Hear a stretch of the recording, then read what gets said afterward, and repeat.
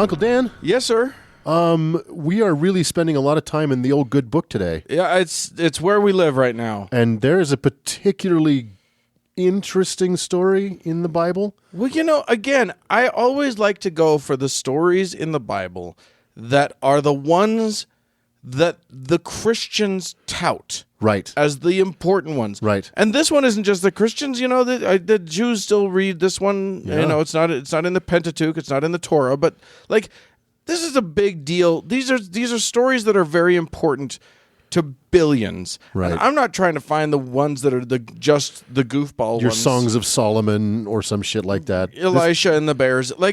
We don't need just those ones. Right. I'm going for the ones that they claim are the best ones. Right. We're going to talk about Job. Oh boy. And Not the funny one from Arrested Development. No. The tragic one. Well, they're both kind of tragic. They both made terrible mistakes. Oh my God.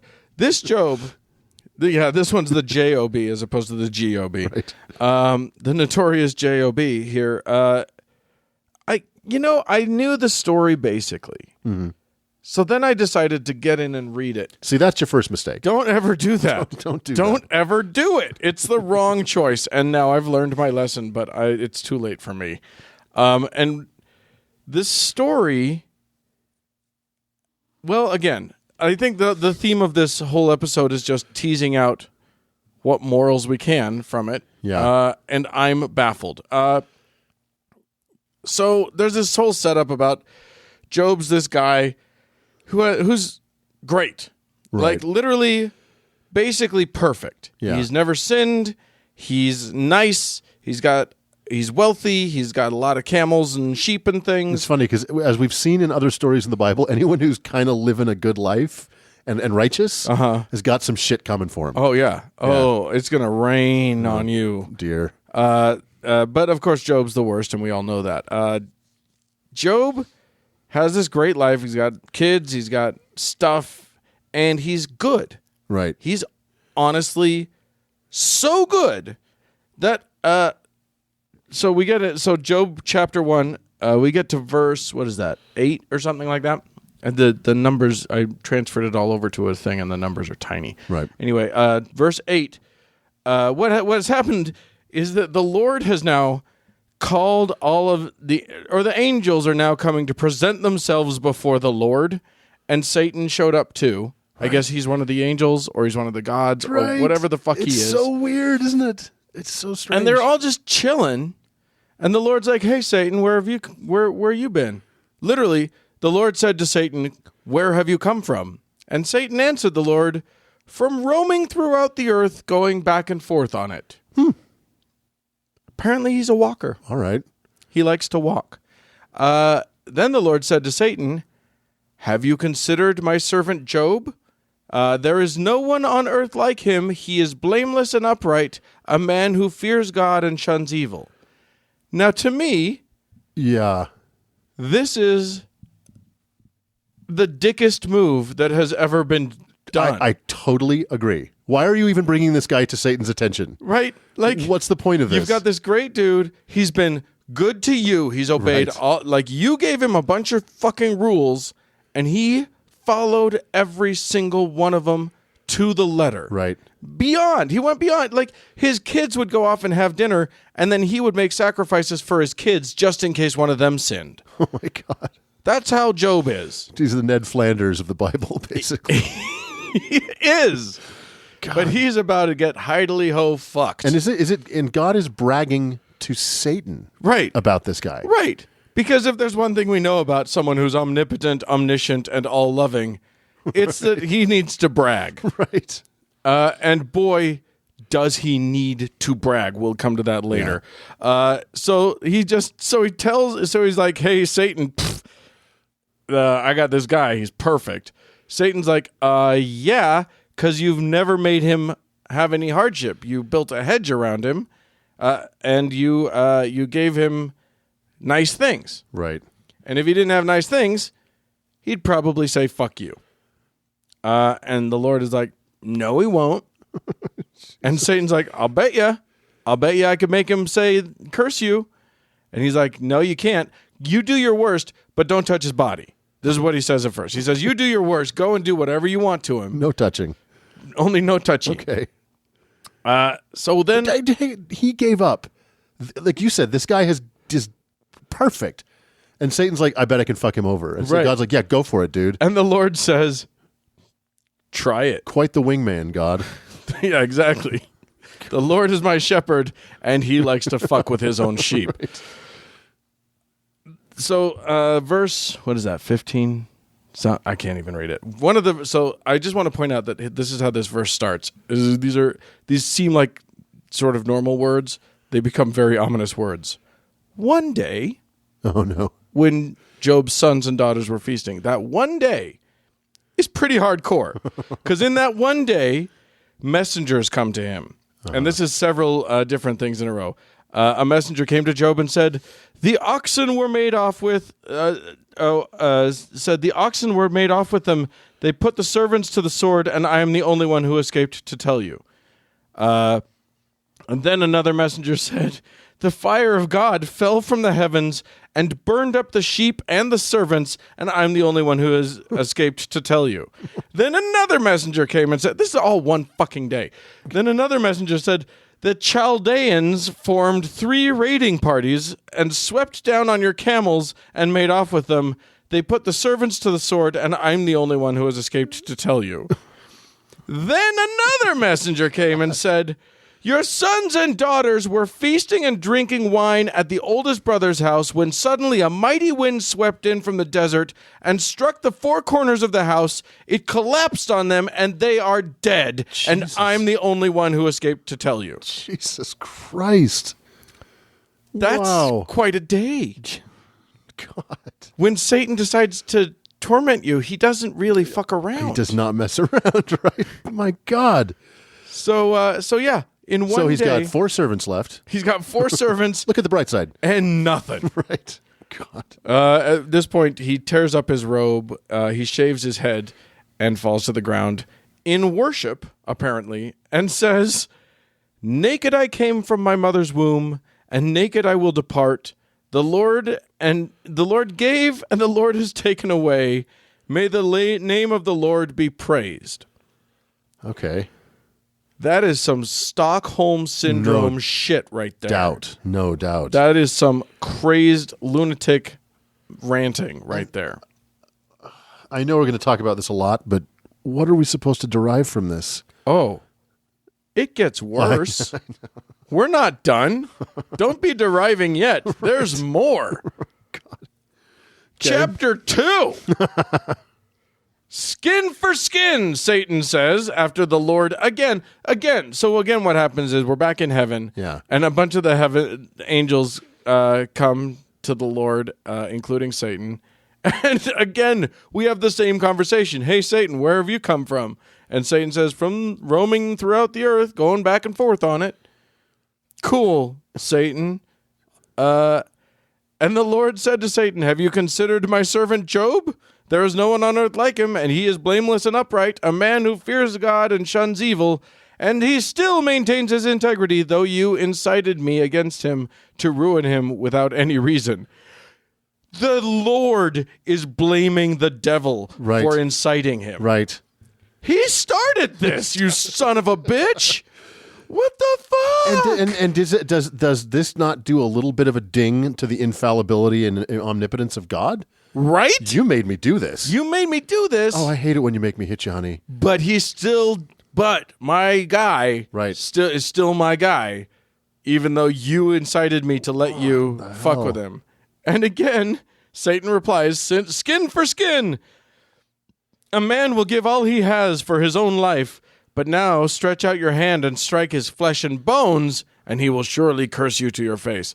To which the Lord says, "No, let's leave him alone. He's had enough." Oh. Psych! He doesn't say that. He says, "Okay, try that, but don't kill him." So I mean, and we know we've learned that Satan is very gentle with these things, subtle. So of course he afflicts Job with painful sores from the soles of his feet to the crown of his head. Oh my God. the next one's just so telling. Then Job took a piece of broken pottery and scraped himself with it as he sat among the ashes. Could there be a more pathetic image than a man covered top to toe with sores, having lost his family, having lost everything he had, just scraping himself with a broken pot? In the ashes of all he used to have. In the ashes. Just scraping boils off of his flesh with a broken pottery shard. That's nice. So his wife says to him, "Are you still maintaining your integrity? Curse God and die." Great time to pick to lecture him. Right. That's going to get much worse. Not from her, though. But he's good. He still says, "You are talking foolish, woman. Shall we accept good from God and not trouble?" To which I say, yeah. Yeah. Yeah. Right. If he's going to do both, then what's the point of him? Right. What's the point of living a virtuous life? Right. So now Job's three friends, Eliphaz the Temanite, Bildad the Shuhite, and Zophar the Naamathite are going to show up. Uncle Dan had his eyes closed during that and just made that up. Right. Just in a fugue state. Actually, I put my face into a hat with some rocks, and those are the words that came out. One could say that you can't blame Joseph Smith for coming up with the stupid names that he came up with in the Book of Mormon, considering what he read in the Bible. Anyway. True enough. Okay, so his friends come over, and basically immediately, like the first thing they do is they weep with him, and they're quiet, and they sit with him for several days because he's in such torment that they can just see the sorrow. It's not cool to talk. Okay, that's nice. That's great. Yeah. Then somebody starts talking. Is it Thab the Juba Jube? Yes, it is. From Job 3, for about 1,000 million pages, what we get for the rest of this book is people fucking lecturing this man. And it's unreadable. Right. It's fucking unreadable. Job finally says, it says, after this, Job opened his mouth and cursed the day of his birth. He said, "May the day of my birth perish, and the night that said a boy is conceived, that day may it turn to darkness." Ooh. He basically just starts wishing he had never been born. Wow. Okay. I don't blame you. Yeah, I've been in some dark places. Yeah. I've never cursed the day I was born. Yeah. The night is young. That's true. Who knows? You get some boils, you lose all of your people. If I have boils on the bottoms of my feet, I'm probably going to curse the day I was born. Yeah. Yeah.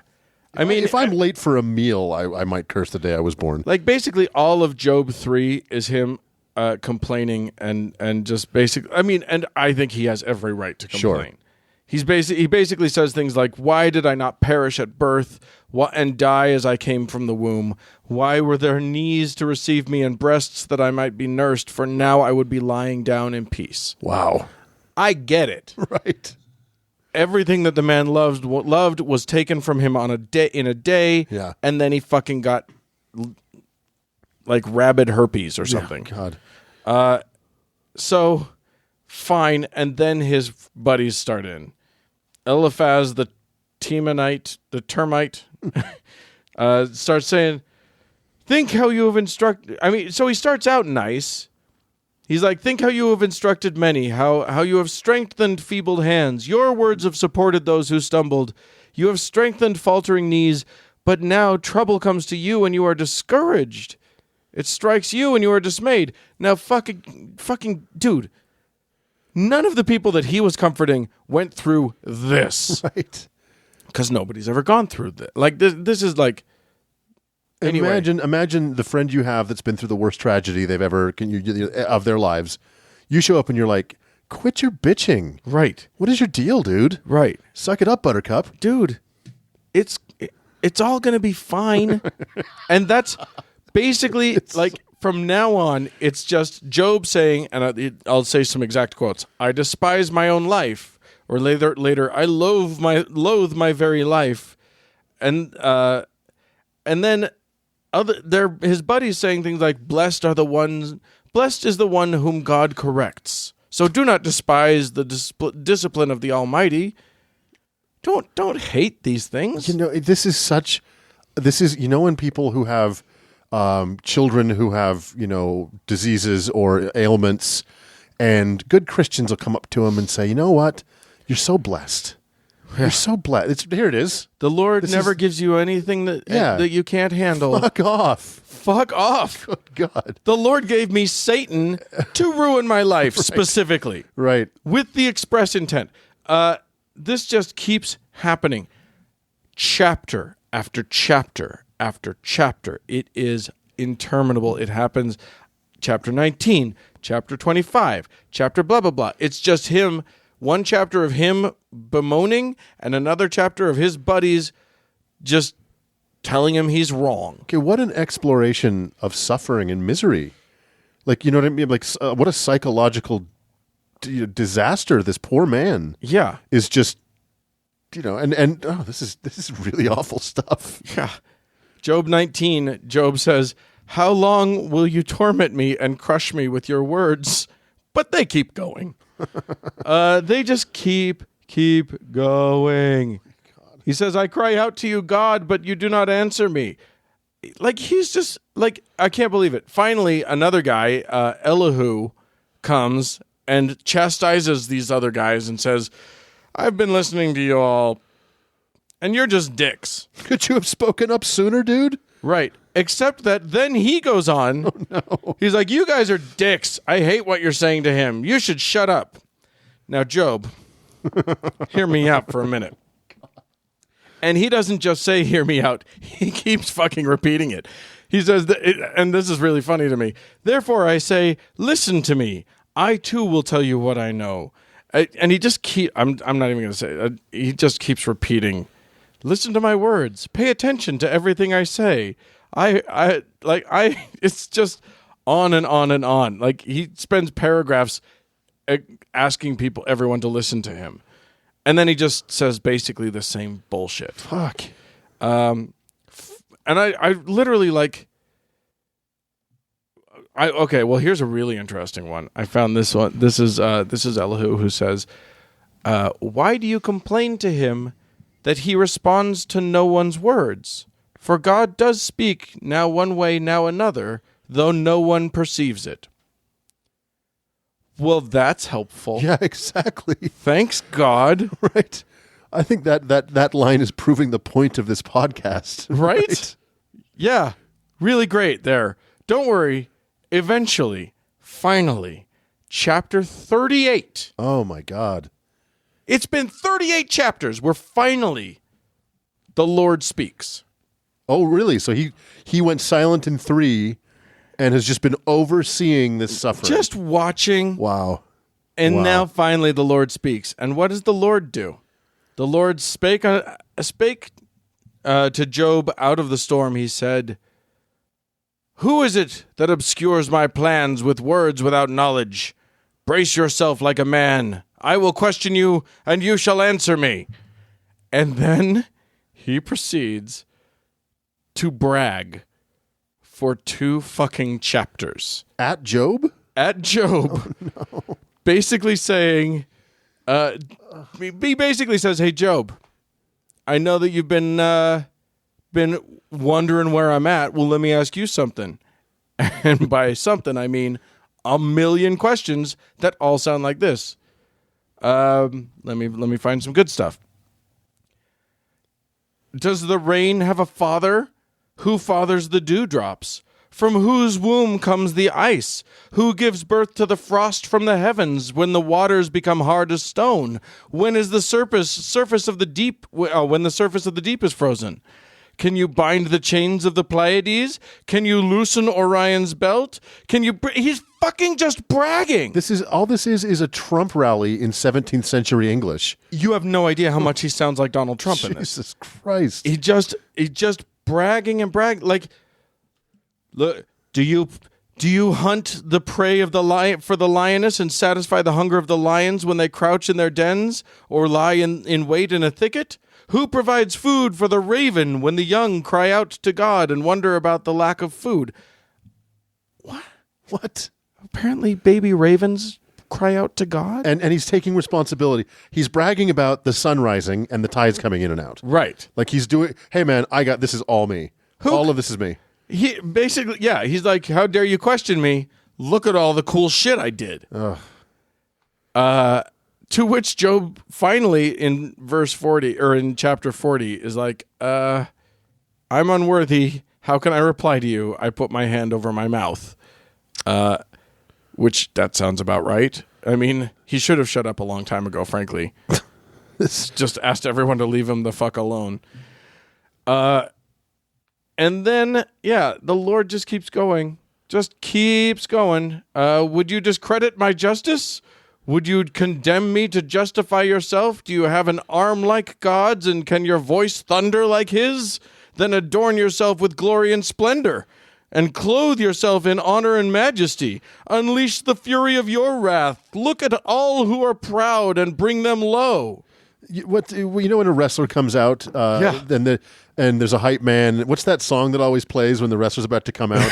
It's like that 90s kind of pump power music. Right, yeah. That should be playing while you read all of this. Yeah. That's what it sounds like. That's exactly what it sounds like. It's the most, like, if it weren't God, it would just be hyperbole, but it is God. So, like, I guess it's not, but it's still, like, will you get to the point, O Lord? And meanwhile, Job is sitting blisters in ash. Still there. Among the ruins of his life. Still scraping with his pot piece. Listening to God brag about how awesome he is. Right. Oh, man. Finally, in the epilogue of this whole business, we are finally to the end of Job. After the Lord had said these things to Job, he said to Eliphaz the Terminator, I am angry with you and your friends because you have not blah, blah, blah. Fuck it. I'm not going to read this. He chastises the friends for basically blathering on at him and makes them sacrifice some stuff, and then says, I'll forgive you and I'll forgive all of you if Job prays on your behalf, and Job does. Wait. God will forgive these guys for rubbing Job's misery in his face if Job prays for them? And he does. Oh, my God. Jesus. And then... This is sadistic. And then the Lord restores his fortunes and gives him twice as much as he had before. Great. Yeah. And his brothers and sisters and everyone who had known him before came and ate with him in his house. How fantastic. Did he give him kids back? The Lord blessed the latter part of Job's life more than the former part. He had 14,000 sheep, 6,000 camels, 1,000 yoke of oxen, and 1,000 donkeys. And he also had 7 sons and 3 daughters. And he was also probably so psychologically tortured by this right. You know what I mean? Like, right. He probably curled up in the shower every night and cried himself to sleep. Thanks so much, God, for all of this. Boy, super duper worth it. What? And by the way, Job after this lived 140 years. Yeah, of course he did. Blah blah blah.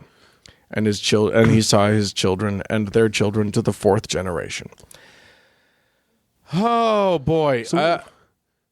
Yeah, go. Well, what do you got? Okay, I got nothing. There's so much. Okay, God and Satan kind of being in this very weird manipulative relationship with each other where clearly Satan gets the goods on God more than once. Yeah. And then what are we supposed to take from all of this? That God's a child and that everybody is mean to everybody and that it's so nihilistic. Here's what's interesting about this book to me is that you hear Christians all the time saying, here's what they say. Here's what Christians say all the time. If you're in pain, if you're suffering, it's probably because of your sinful nature. Right. There's sin in your life that you haven't repented for, or there's something sinful in you, and that's why you're made to suffer. Yeah. How can they say that with this book existing in Right. their book? In their book. Because this book definitely puts the lie to that. Blows a hole in any morality. Yeah, absolutely. You can't possibly make that claim, and also this book exists. Yeah. Well, yes. So How many Christians have read the book of Job, quite honestly? Because it is... they know the story. I knew the story. Yeah, and the story is so... It's like, okay, God tested him, and he passed the test, and he got more wealth. We don't go into this psychological, years-long torture of this man. it's insanity. It's insanity. It's... Wow. I can't. Yeah, I don't understand any of it. There's no good moral to come from it, other than God's a dick, but he's all powerful, and you better fucking do what he wants, because Yeah. if he can do that to his good friends, imagine what he can do to you for eternity if you're not on his good side. I guess that's closer to the truth than most of the other stories in the Bible. Yeah, I guess so. So enjoy that, and let's move on. Moving on.